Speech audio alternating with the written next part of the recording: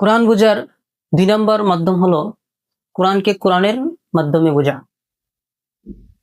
কেননা কোরআন নিজেই নিজের ব্যাখ্যা প্রদান করেছে। একটি আয়াতের অর্থ বোঝার জন্য কোরআনের অন্য আয়াতগুলো পর্যালোচনা করা উচিত।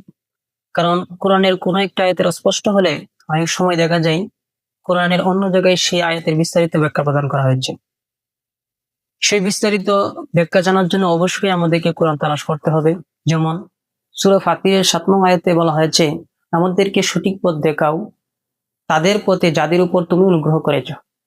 এখানে অনুগ্রহপ্রাপ্ত কারা এই বিষয়ে কিন্তু কোনো কিছু বলা নেই। সেটা আমরা খুঁজে পাই সূরা নিসার 69 নং আয়াতে। সেখানে আল্লাহ সুবহানাহু ওয়া তাআলা ইরশাদ করেছেন, যারা আল্লাহ ও রাসূলের কথা মতো চলে তাদের সাথে তারা থাকবে নবী, সিদ্দিক, শহীদ এবং নেককার লোকদের সঙ্গে, যাদের উপর আল্লাহ অনুগ্রহ করেছেন। বন্ধু হিসেবে তারা অত্যন্ত চমৎকার। দেখেন এখানে কিন্তু পরিপূর্ণ লিস্ট আল্লাহ তাআলা স্পষ্টভাবে বুঝিয়ে দিয়েছেন যে কারা নাজাতপ্রাপ্ত। সুতরাং পরিপূর্ণ কোরআন বোঝার জন্য এই বিষয়ে কোরআনের অন্য জায়গায় কি এসেছে সেদিকে সতর্কভাবে খেয়াল রাখা উচিত। তবেই আমরা কোরআন সুন্দরভাবে বুঝতে পারবো, এবং এটি হচ্ছে কোরআন বোঝার দ্বিতীয় মাধ্যম।